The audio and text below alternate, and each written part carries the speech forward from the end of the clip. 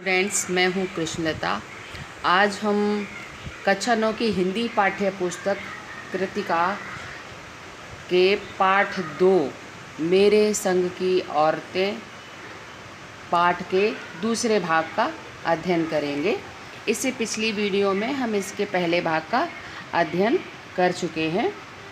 तो उस वीडियो में हमने यह अध्ययन किया था कि लेखिका ने बताया था कि ईमानदारी और मितभाषिता के ही कारण मेरी माँ को घर और बाहर दोनों जगह आदर प्राप्त था। बचपन में भी हमारे घर में किसी की चिट्ठी आने पर कोई उससे यह नहीं पूछता था कि उसमें क्या लिखा है, भले वह एक बहन की दूसरे के नाम क्यों ना हो। हमारे घर सभी को, चाहे वह छोटा बच्चा हो या बड़ा बुजुर्ग, अपने ढंग से जीवन जीने की आज़ादी थी। दूसरी ओर परदादी के पास 2 से ज़्यादा धोतियाँ यदि हो जाती तो वे एक को दान कर दिया करती थी। अपने इसी स्वभाव के चलते वे भगवान के मंदिर में जाकर खुलेआम मन्नत मांगती थी कि मेरी पतोहू के कन्या हो, जबकि ऐसा नहीं था कि मेरे ख़ानदान में पहले लड़कियां नहीं थीं। तो आज इससे अगले भाग का हम अध्ययन करेंगे। लड़की की गैर वाजिब जुस्तजू सुन भगवान कुछ ऐसी अफरा तफरी में आ गए कि एक न दो पूरी 5 कन्याएं एक के बाद एक धरती पर उतार दी। भगवान को क्या कहें, माँ जी के सामने तो नामी चोर भी अफरा तफरी में आ जाते थे। माँ जी और नामी चोर का किस्सा होश संभालने के बाद मैंने कई बार सुना था। चोर के दीदार की खुशनसीबी भी हाथ आई थी। हुआ यूँ था कि किसी शादी के सिलसिले में नकुड़ की हवेली में तमाम मर्द बारात में दूसरे गांव गए हुए थे। औरतें सज धज कर रतजगा मना रही थीं। नाच गाने और ढोलक की थाप के शोर में नामी चोर कब सेंध लगाकर हवेली में घुसा किसी को खबर न हुई। पर चोर था बदकिस्मत, जिस कमरे में घुसा उसमें माँ जी सोई हुई थी।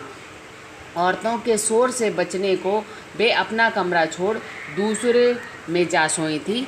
चोर बेचारा तमाम जुग्राफियाँ दिमाग में बिठलाकर उतरा था। उसे क्या पता था कि इतनी बूढ़ी बाड़ी पुरखिन जगह बदल लेगी। खैर, बुढ़ापे की नींद ठहरी। चोर के दबे पाँव की आहट से ही खुल गई। कौन? माँ जी ने इत्मीनान से पूछा। जी मैं चोर, युगों से चला आ रहा पारंपरिक असंगत जवाब दिया। पानी पिला, माँ जी ने कहा। जी मैं चोर झिझक कर रह गया। तब तक माँ जी बिस्तर के बराबर में टटोल कर देख चुकी थी, लोटा खाली था। ऐसा कर उन्होंने कहा, ये लोटा ले और कुएं से पानी भर ला, पर देख कपड़ा कसकर बांधे रखियो और तरीके से छानियो। चोर घबरा गया। अंधेरे में इन्होंने कैसे जाना कि उसके मुंह पर कपड़ा बंधा है और कमर में भांग। भगवान से उनका तार जुड़े होने की खबर उसे थी, पर बुढ़िया भांग भी छानती होगी, एकदम यकीन ना हुआ। इसी से कुछ हैरान परेशान हो उठा। जल्दी कर भाई, तभी माँ जी ने कहा। बड़ी प्यास लगी है, पर मैं तो चोर हूँ। मारे घबराहट और धर्म संकट के चोर सच कह गया। हुआ करे, माँ जी ने कहा। प्यासे को पानी तो पिला, पर देख मेरा धर्म ना बिगाड़ियो। लोटे के मुंह से कपड़ा ना हटाइयो। हाथ रगड़ कर धो लीजो और पानी कपड़े से छान कर भरियो। आप चोर के हाथ का पी लोगी, कहा ना, रगड़ कर धो लीजो। सब नाच गाने में लगे हैं। तेरे और भगवान के सिवा कौन धरा है जो पिलाएगा? भगवान वहीं कहीं उसके बराबर में धरे हैं। सुनकर चोर कुछ ऐसा अकबकाया यानी संकोच हुआ कि लोटा उठाकर चल दिया। पूरी एहतियात के साथ पानी भरकर लोटा तो पहरेदार ने धर दबोचा। कुएं पर देख लिया गया था। तब माँ जी ने लोटे का आधा पानी खुद पीकर बाकी चोर को पिला दिया और कहा, एक लोटे से पानी पीकर हम माँ बेटे हुए। अब बेटा, चाहे तो तू चोरी कर, चाहे खेती। बेटा बेचारा किस लायक रह गया होगा, सो रोमांचक धंधा छोड़कर खेती से लगा। सालों साल लगा रहा। जब मैंने उसे देखा तो बड़ा भला मानुस बूढ़ा लगा। मुझे डरा डरा हैरान सा। अब खानदानी विरासत कहिए या जीवाणुओं का प्रकोप, उन 2 सनकी बुढ़ियों के बीच में अच्छी फंसी। एक तरफ माँ जी के चलते अपने लड़की होने पर कोई हीन भावना मन में नहीं उपजी, दूसरी तरफ नानी के चलते देश की आज़ादी को लेकर नाहक रोमानी ही रही। 15 अगस्त 1947 को जब देश को आज़ादी मिली, या कहना चाहिए उस आज़ादी पाने का जश्न मनाया गया, तो दुर्योग से मैं बीमार थी। उन दिनों टाइफाइड खासा जानलेवा रोग माना जाता था, इसलिए मेरे तमाम रोने धोने के बावजूद डॉक्टर ने मुझे इंडिया गेट जाकर जश्न में शिरकत करने की इजाज़त नहीं दी। चूँकि डॉक्टर अपने नाना के परम मित्र, उनसे ज़्यादा नाना थे, इसलिए हमारे पिताजी जो बात बात पर सत्ताधारियों से लड़ते फिरते थे, चुप्पी साध गए। मैं बदस्तूर रोती कलपती रही। कोई बच्चा इकलौती गुड़िया के टूट जाने पर रोया होगा। मेरी उम्र तब 9 बरस की थी, इतनी छोटी नहीं कि गुड़िया से बहलती और इतनी बड़ी नहीं कि डॉक्टरी तर्क समझती। तंग आकर पिताजी मुझे ब्रदर्स काराम जोब उपन्यास पकड़ा गए। किताबें पढ़ने का मुझे बहुत शौक़ था। जब कुछ देर बाद मैंने देखा कि पिताजी को छोड़कर घर के बाकी सब प्राणी पलायन कर चुके हैं और पिताजी दूसरे कमरे में बैठे अपनी किताब पढ़ रहे थे, तो रोना धोना छोड़कर मैंने भी किताब खोल ली। एक बार शुरू कर लेने पर उसने मुझे इतनी मोहलत नहीं दी कि दोबारा रोना शुरू करूं या कोई और काम पकड़ूं। उस वक्त ब्रदर्स काराम जो मुझे देने में क्या तुक थी, तब मेरी समझ में नहीं आया। किताब कितनी समझ में आई वह अब तक नहीं जानती, क्योंकि उसके बाद इतनी बार पढ़ी कि सारे पाठ आपस में गड्ढमड्ढ हो गए। कितना पहली बार में पल्ले पड़ा, कितना बाद में कहना मुश्किल है, पर इतना विश्वास के साथ कह सकती हूँ कि उसका एक अध्याय जो बच्चों पर होने वाले अनाचार अत्याचार पर था, मुझे पहली बार में ही लगभग कंठस्थ हो गया था।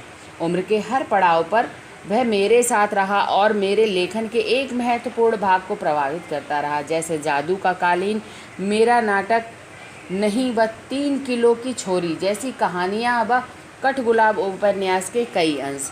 माँ जी की मन्नत का असर रहा होगा कि मैं ही नहीं, मेरी चारों बहनें भी लड़की होने के नाते किसी हीन भावना का शिकार नहीं हुई। नानी माँ और परदादी की परंपरा बरकरार रखते हुए लीक पर चलने से भी इनकार नहीं किए रही। पहली लड़की जिसके लिए मन्नत मांगी गई थी वह मैं नहीं, मेरी बड़ी बहन मंजुला भगत थी। घर का नाम था रानी बाहर का मंजुल। लेखिका अवतार हुआ मंजुल भगत, क्योंकि लिखना शादी के बाद शुरू किया और अपना नाम बदलकर पति का ग्रहण करने में कोई हीन भावना आड़े नहीं आई, इसीलिए पैदाइशी जैन नाम छोड़ भगत बनी। दूसरे नंबर पर मैं थी। घर का नाम उमा, बाहर का नाम मृदुला। मैंने भी शादी के बाद लिखना शुरू किया, सो बतौर लेखिका नाम चला मृदुला गर्ग। मुझे याद है जब हमने लिखना शुरू किया उससे कुछ पहले नारीवाद का चलन शुरू हुआ। शादी के बाद नाम न बदलने का रिवाज उसी ने चलाया था। मन्नू भंडारी का हवाला देकर हमसे पूछा भी जाता था कि आप लोग इतनी पोंगापंथी घर घुस्सू क्यों हो, नाम क्यों बदला। हमारे पास इसका कोई ढंग का जवाब नहीं होता था, अब भी नहीं है, पर नाम बदलने से अपने व्यक्तित्व का कोई नुकसान होते मैंने नहीं देखा। पूछने को तो पिताजी से लोग यह भी पूछते थे, 5 बेटियों से आपका मन नहीं भरा जो हर बेटी के 2-2 नाम रख छोड़े हैं। मुझसे छोटी बहन का नाम है गौरी और बाहर का चित्रा, वह नहीं लिखती। उसका कहना है वह इसलिए नहीं लिखती क्योंकि घर में कोई पढ़ने वाला भी तो चाहिए। खैर, उसके बाद जब 4th-5वीं बेटियां पैदा हुई तो पिताजी ने इतनी बात जमाने की सुनी कि उनका एक नाम ही रखा, रेणु और अचला। 5 बहनों के बाद एक भाई हुआ राजीव। मज़े की बात यह है कि बीच की 2 बहनें ही लेखन से बची रहीं, अचला और राजीव फिर उसमें जा फंसे। अचला मुझसे 8 साल छोटी है और वक्त के बदलाव की लाज रखते हुए अंग्रेजी में लिखती है, पर राजीव फिर भी हिंदी के हवाले। तो आज इस वीडियो में इतना ही। इसके आगे का भाग हम अगली वीडियो में पढ़ेंगे। चैनल को लाइक और सब्सक्राइब करना ना भूलें। धन्यवाद।